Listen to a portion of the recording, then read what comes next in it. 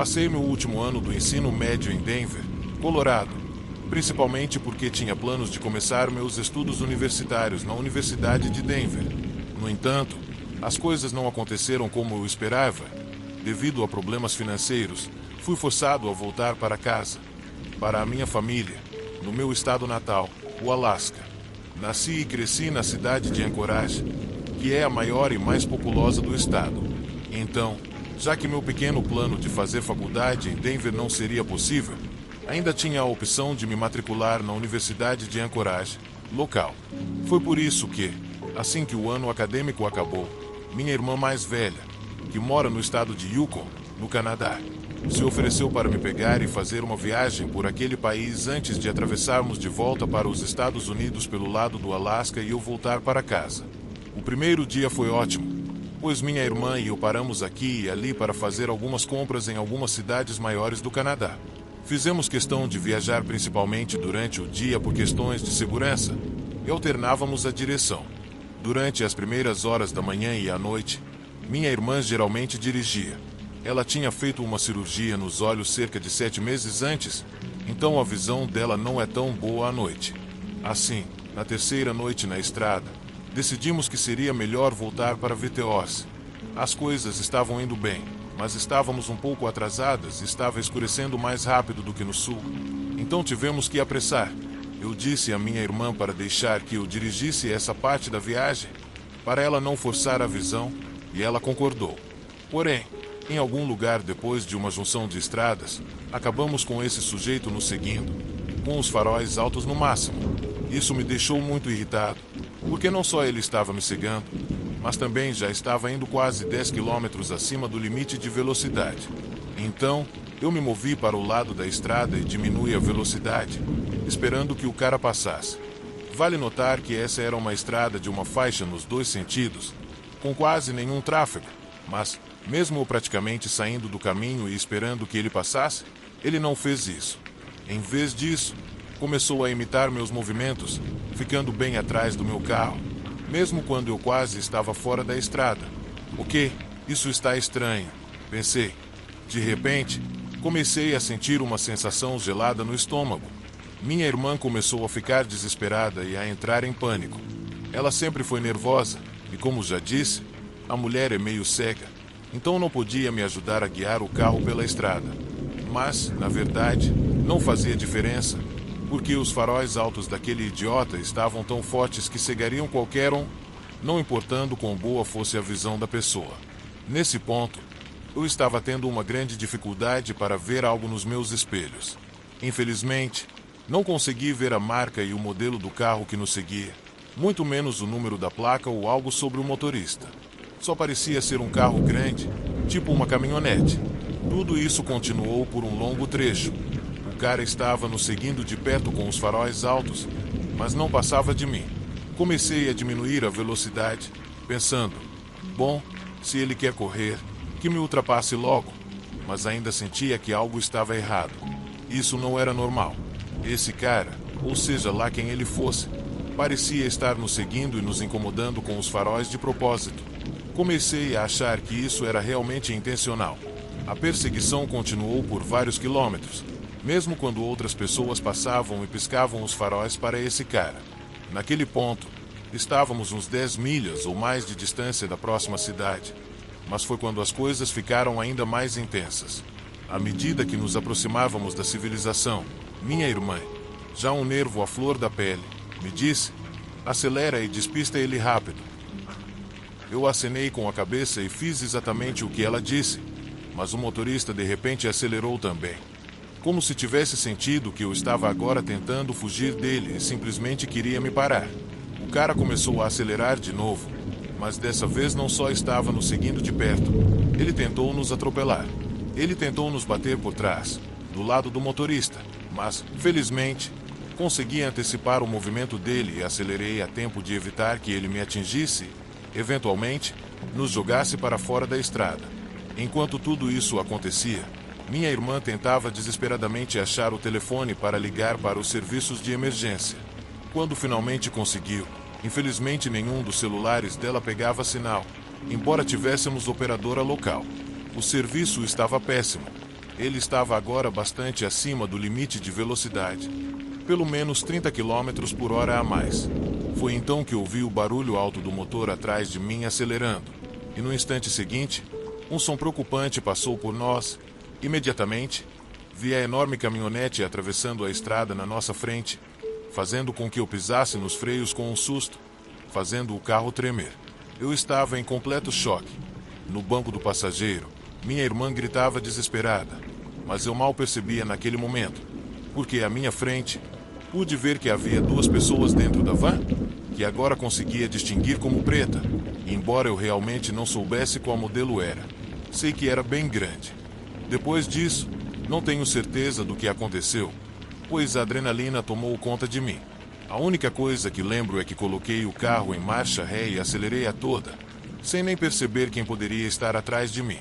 Recuamos por alguns metros. Então, fiz a manobra mais louca e perigosa da minha vida como motorista. Pisei nos freios de novo, coloquei o carro em marcha e acelerei, fazendo os pneus cantarem. Enquanto minha irmã me olhava com uma expressão horrorizada, eu fingi que ia bater na caminhonete, mas, em vez disso, saí da estrada e passei por ela de lado, a milímetros de distância. Obviamente, o carro tremeu, e por um momento até pensei que fossemos capotar, mas, por alguma razão milagrosa, consegui endireitar o volante e manter o controle. Então, continuei a dirigir em alta velocidade até chegar à cidade. Olhei para trás várias vezes no caminho e percebi que eles não estavam mais nos seguindo. Provavelmente, ao perceberem que já estávamos numa área povoada, simplesmente decidiram voltar ou pegar outra estrada. Enquanto estávamos no carro, minha irmã e eu discutimos se deveríamos ir até a polícia ou não, mas acabamos decidindo e chegamos à delegacia mais próxima e contamos para os policiais o que tínhamos acabado de viver. Dei a descrição da van e das pessoas dentro dela. Embora eu não tenha conseguido vê-los claramente, sei que eram dois homens, um de cabelo loiro e o outro de cabelo escuro, mas infelizmente isso foi tudo o que consegui ver. Depois de fazermos o boletim de ocorrência, minha irmã e eu continuamos a viagem até chegar à casa dela, que não ficava muito longe, mas ficamos nervosos o tempo todo, olhando freneticamente nos espelhos cada centímetro do caminho. Felizmente, esse foi o único incidente desagradável durante toda a viagem. Depois disso, concluímos a jornada normalmente, mas nunca soubemos quem eram os caras naquela van ou o que queriam, já que a polícia nunca os prendeu, pelo menos até onde sabemos.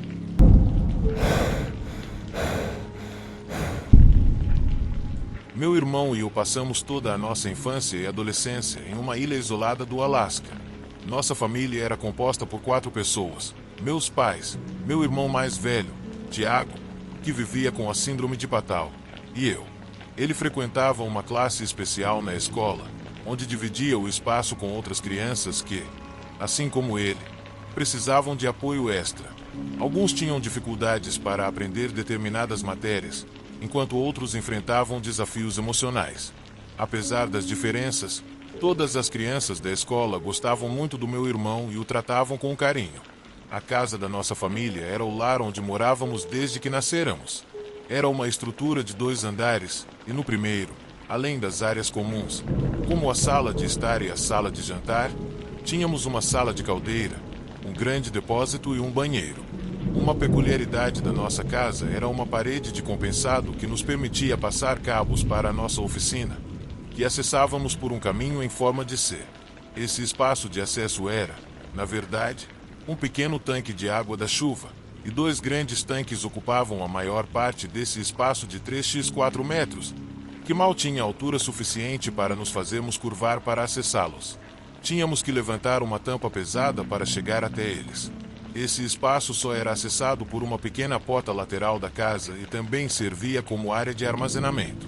Ao lado, em uma área cercada, vivia Bob, nosso fiel labrador. Seu latido profundo, especialmente durante os meses quentes de verão, nos alertava sobre a presença de ursos negros que se aproximavam do nosso jardim. Bob era nosso guardião, um gigante de 60 quilos com um coração ainda maior. Um dia, um garoto de cerca de 16 anos, natural da região, bateu na nossa porta pedindo por Tiago. Fiquei surpreso, pois Tiago, com suas dificuldades, preferia observar as crianças brincando, ao invés de se juntar a elas. Mas esse garoto, que se apresentou como Michael, disse que haviam sido colegas de classe e que costumava passar tempo com meu irmão e brincar com ele.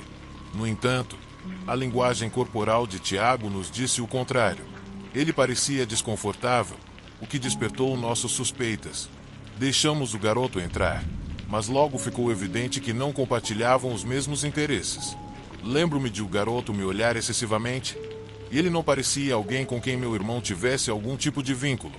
Minha mãe foi à cozinha, mas antes me fez sinal para ficar de olho nele, e assim o fiz. Depois de um tempo, ficou claro que Tiago não queria aquele ali. Então minha mãe disse a Michael que já íamos jantar e que era hora de ele ir embora.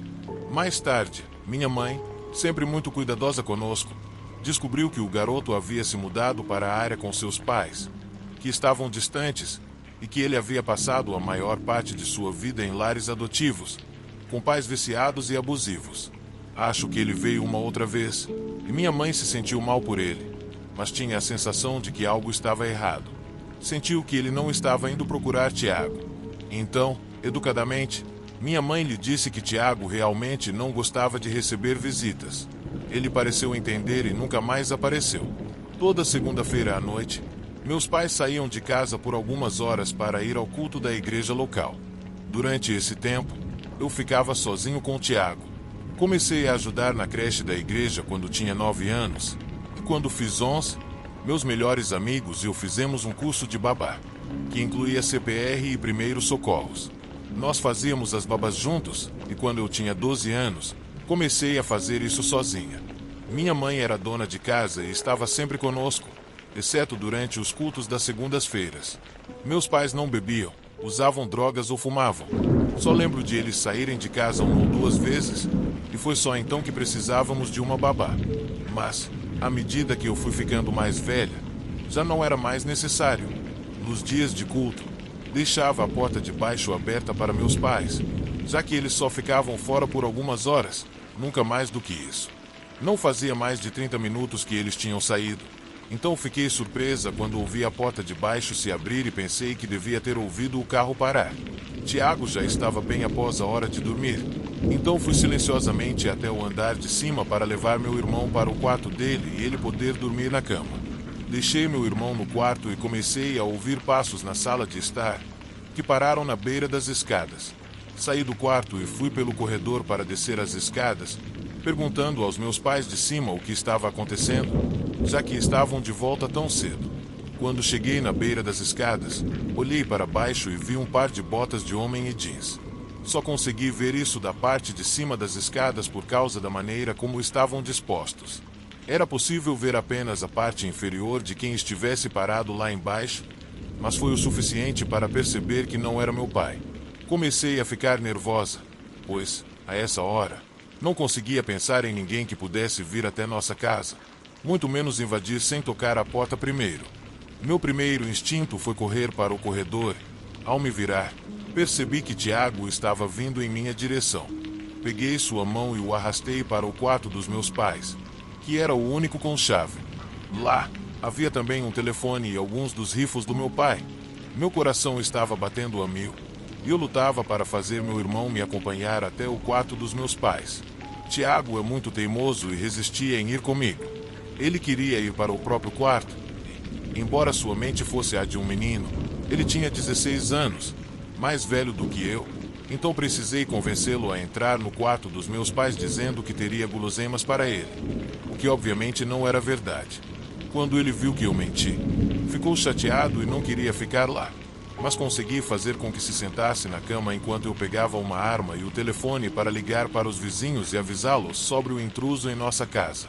Naquele momento, eu estava muito nervosa e não conseguia conectar as ideias para procurar o número dos meus vizinhos no catálogo. Meus nervos estavam me deixando completamente desajeitada. Enquanto eu lutava comigo mesma para ligar pedindo ajuda, ouvi o intruso andando pelo andar de baixo. O chão era de madeira, então dava para ouvir cada passo claramente. Finalmente, saí do bloqueio mental e consegui ligar para meu vizinho, que, por sorte, não demorou a atender.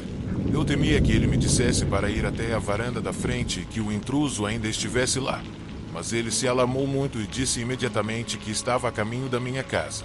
Esperei alguns minutos, observando os passos na sala de estar, mas, em um ponto, parei de ouvi-los e achei que o intruso tivesse ido embora.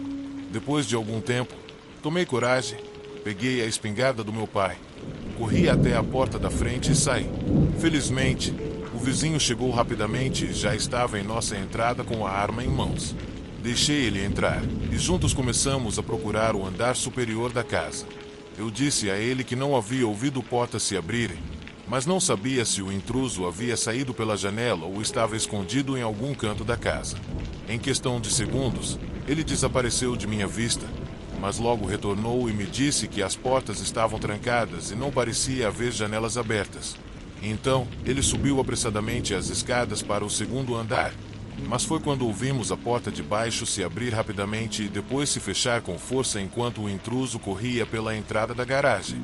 Meu vizinho correu para a entrada e imediatamente disparou um tiro para o ar. Enquanto estávamos ali, notamos a pessoa correndo descontrolada pela floresta.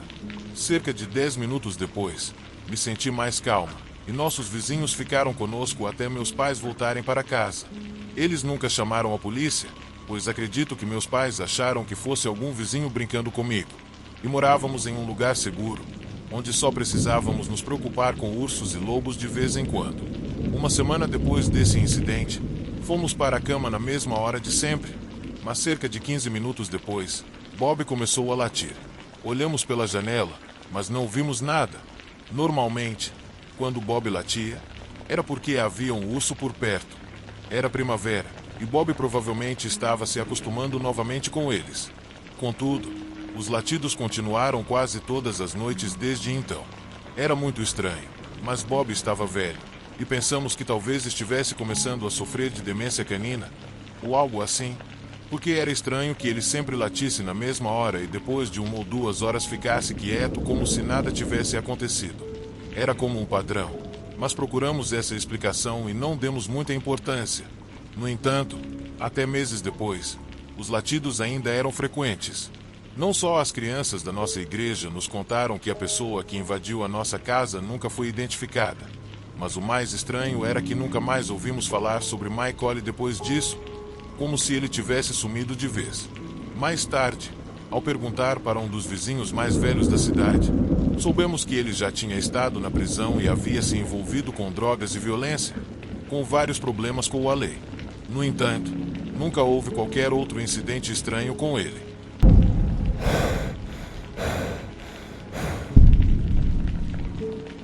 Eu moro na vila de Utiag, anteriormente conhecida como Barron, um dos lugares mais ao norte do Alasca. Viver nesse local não é para qualquer um, especialmente para uma garota. Quase qualquer um pode viver no sul, em cidades como Hannes ou até Gnome, já que elas são mais adaptadas à vida comum. No entanto, quando você vive bem ao norte, como é o caso desta cidade, você experimenta algo chamado noite polar. Para quem não conhece o termo, é um período do ano em que você pode ficar em uma noite constante por até 65 dias. Isso é um fenômeno complexo para o qual nem todo mundo está preparado. E foi em uma noite polar que eu vivi a experiência mais assustadora da minha vida. E olha que já vi muitas coisas assustadoras no Alasca. Eu mesma tive que me acostumar com a noite polar, aquela escuridão quase impenetrável que desce sobre o Alasca de novembro a janeiro. É uma época de solidão, um período de hibernação, em que me retiro para minha casa, cercada pelo silêncio e pela escuridão. É um tempo que dedico à introspecção, à reflexão sobre mim mesma, mas também para me entregar aos meus passatempos favoritos, ler, assistir televisão e trabalhar na minha casa. Toda casa aqui precisa de manutenção constante. A maioria delas é feita de painéis e chapas metálicas para manter a umidade e a podridão afastadas. Se você não mantém a manutenção, acaba morando em um buraco. A vida aqui é extremamente difícil, então quem escolhe viver nesse canto do Alasca é porque realmente ama a solidão e o trabalho árduo. Meu santuário é meu porão, o lugar mais aconchegante que tenho em casa, já que é mais fácil de aquecer do que o resto. Passo a maior parte do meu tempo lá embaixo, cercada pelo zumbido reconfortante do aquecedor e pelo brilho da televisão. É meio engraçado pensar que é no subsolo onde encontro mais paz, onde posso escapar dos pensamentos opressivos que vêm com a escuridão, embora, na verdade, eu tenha luzes de Natal e todo tipo de iluminação para os dias em que estou me sentindo para baixo ou quando realmente quero ler algo no porão. Uma noite, muitos e muitos anos atrás, eu estava deitada no sofá, assistindo a um filme, quando adormeci. Não sei quanto tempo estive inconsciente, mas quando acordei, senti uma fome que fez meu estômago roncar. Decidi subir e começar a preparar uma refeição para mim. Às vezes isso leva um tempo, dependendo da comida que eu tenho disponível. Não podemos simplesmente correr até o mercado, pois não recebemos muitas mercadorias por aqui, especialmente durante a noite polar. Quando subi as escadas, senti o ar frio passando pelo meu rosto, gelando instantaneamente minha pele. Meus pés estavam dormentes de tanto frio, e eu estava usando cerca de 6 pares de meias de lã. Liguei o forno e o preaquei a 350º e comecei a preparar a refeição. Mas, enquanto estava servindo a comida, senti a necessidade de ir ao banheiro.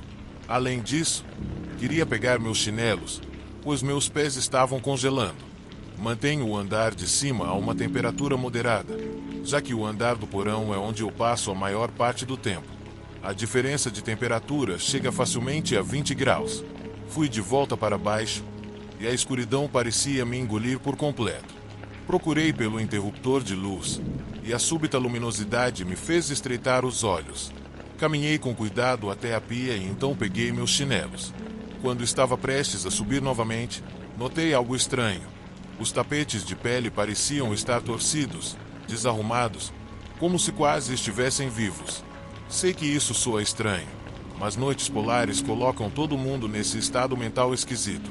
Não sou paranoica, mas tenho pensamentos estranhos e desconectados assim. A noite polar é um ótimo terreno fértil para esse tipo de fuga subconsciente. Por causa disso, seus vizinhos ficam estranhos, os animais agem de forma estranha, pensamentos obscuros atacam você, e você pode adotar hábitos assustadores. Sempre pensei que esse seria o cenário perfeito para aquelas pessoas com ideologias pagãs que gostam de rituais e coisas assim. Imagino que semanas de escuridão pura sejam valiosas para a pessoa certa. Rapidamente ignorei a sensação, dizendo a mim mesma que era apenas a minha imaginação pregando uma peça. Mas, à medida que subia as escadas, a sensação de desconforto aumentava cada vez mais. Quando cheguei à cozinha, soube que algo estava errado. Não percebi de imediato, pois era uma daquelas coisas sutis que chamam sua atenção, mas o cérebro não percebe de imediato.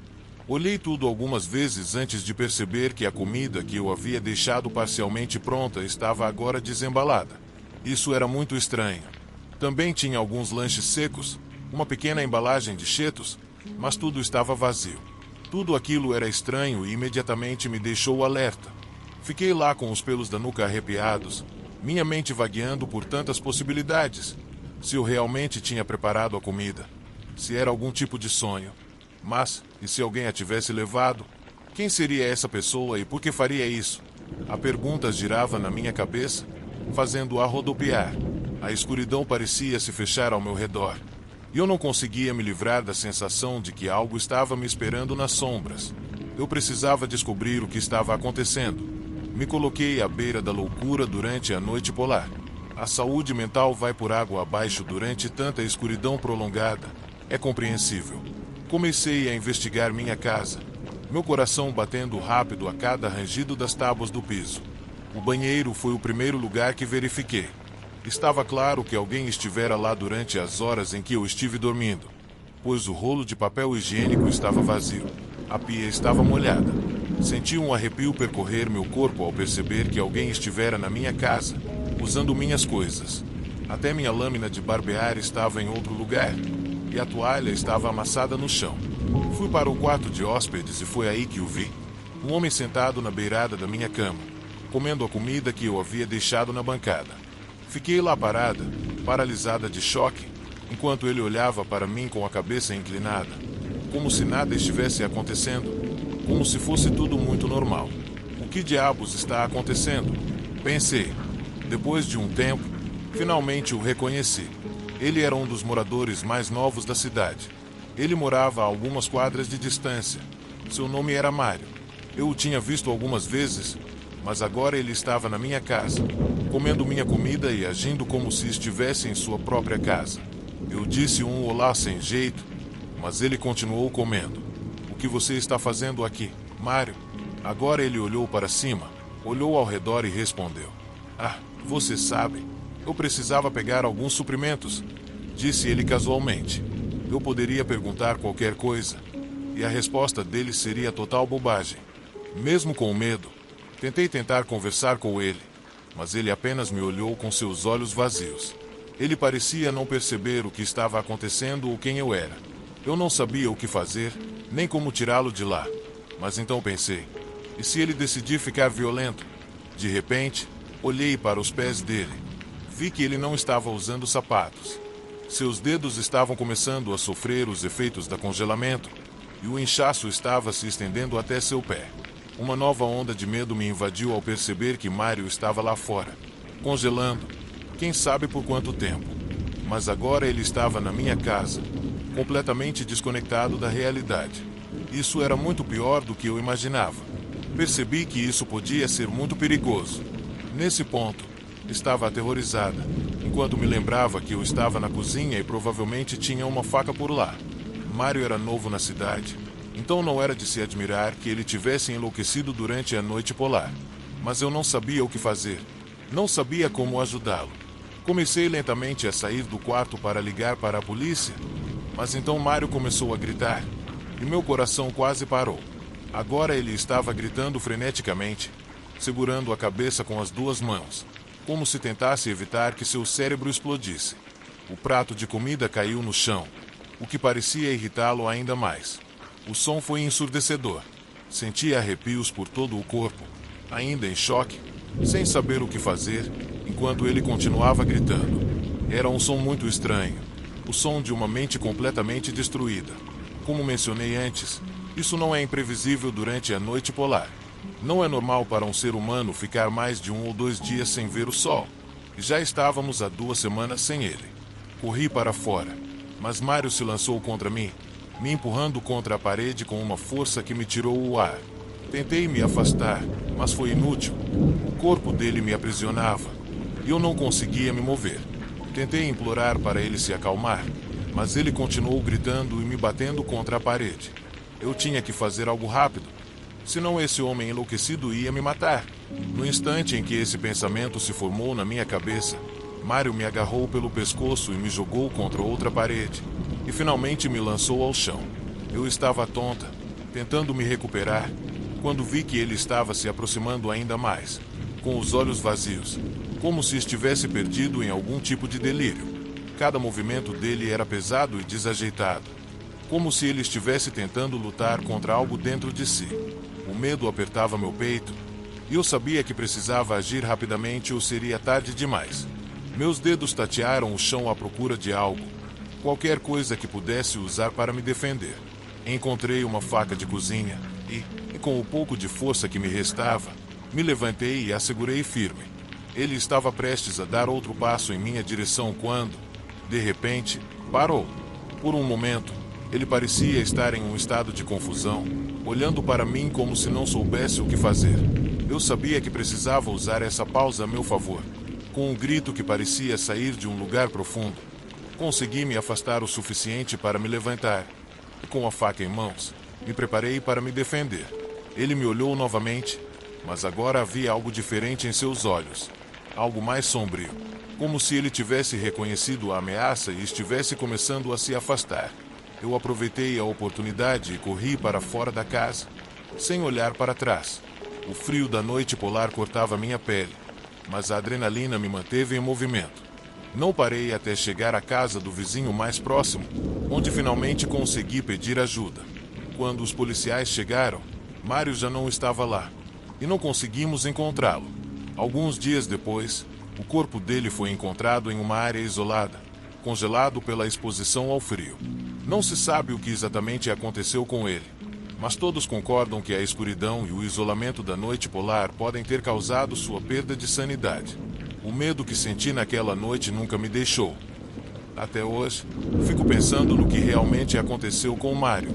Será que ele estava possuído por algo? Ou foi o próprio isolamento que o levou à loucura?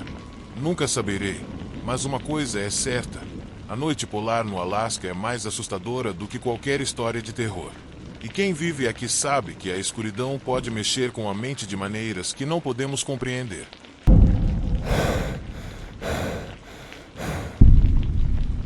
Há alguns anos, nas minhas férias de verão, antes da faculdade, planejei uma grande viagem solo para o interior do Alasca.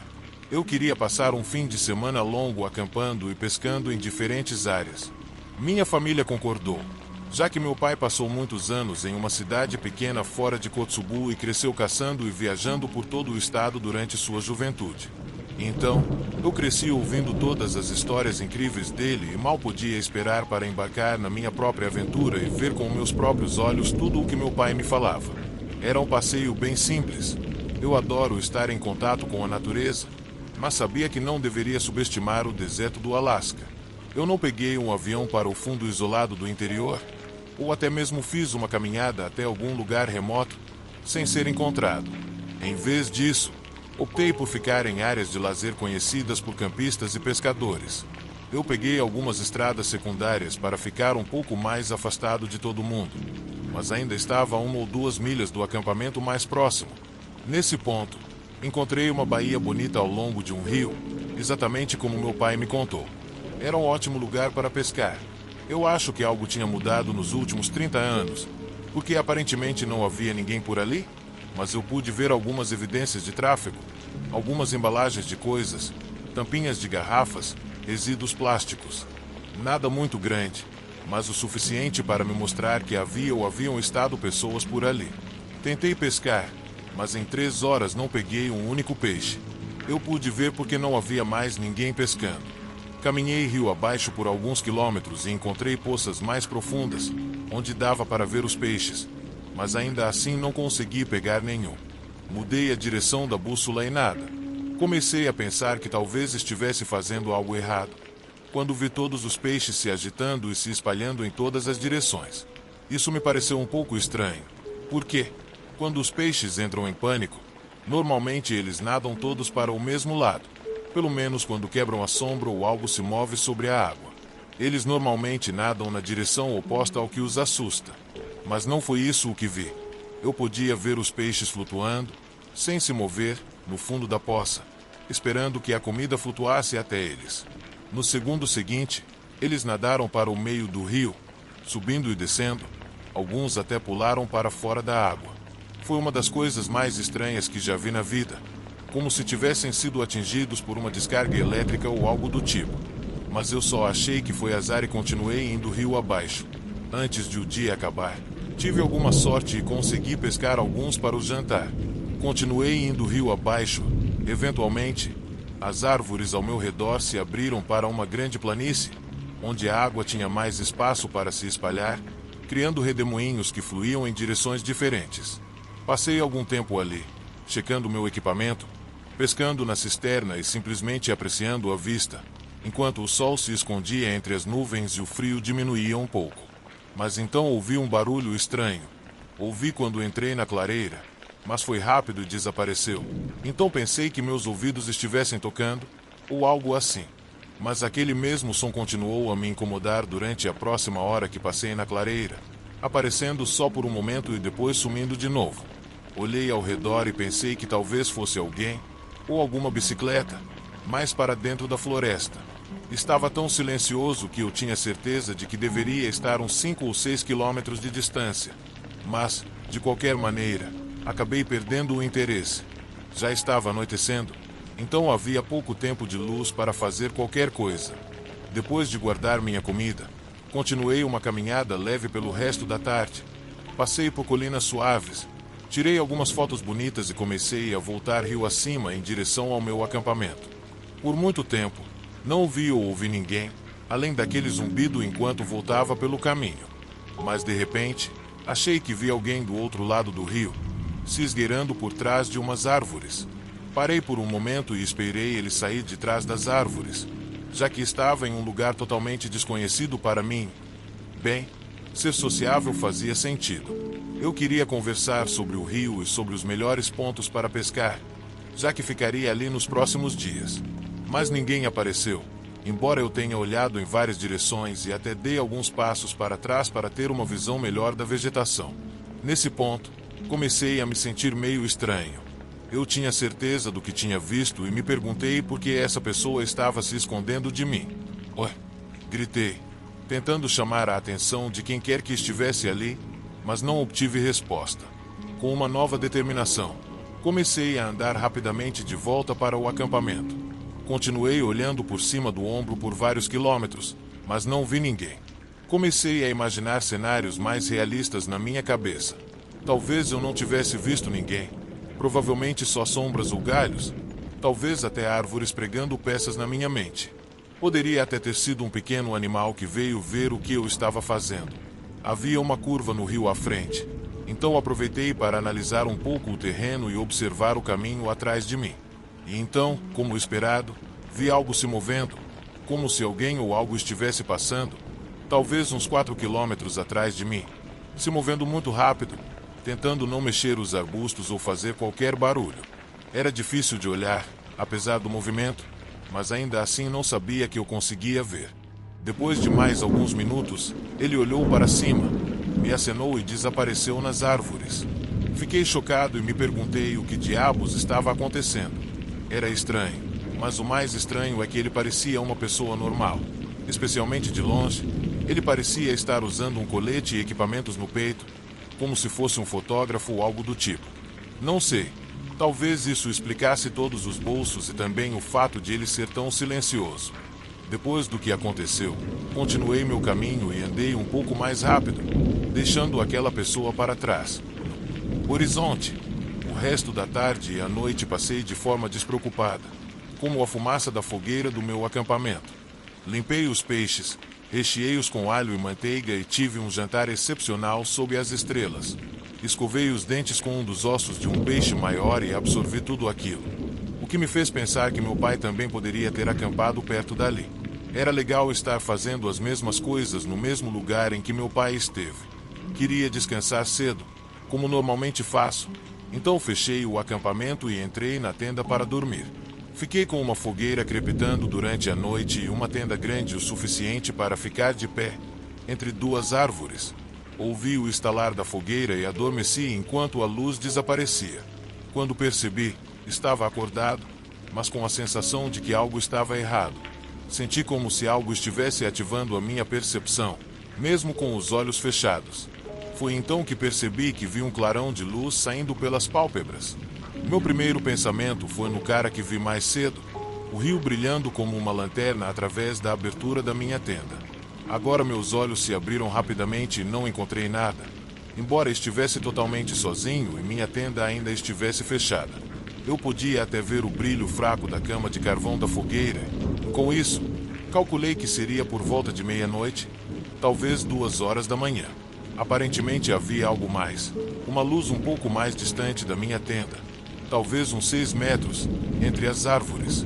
Ouvi com atenção, mas não havia nenhum som, nada de motor, nem passos. A estrada realmente passava em outra direção do meu acampamento, então não havia espaço para um veículo, mas havia outro detalhe. A luz parecia vir direto do céu, uma coluna sólida de luz, subindo verticalmente a cerca de 13 metros. Eu não podia acreditar no que estava vendo. Por alguns minutos, achei que estivesse sonhando. Eu até me perguntei o que diabos era aquilo. Alienígenas? Duvido muito. Então, de repente, toda a luz desapareceu. Ficou tudo escuro, e aquele lado da minha tenda não estava mais iluminado.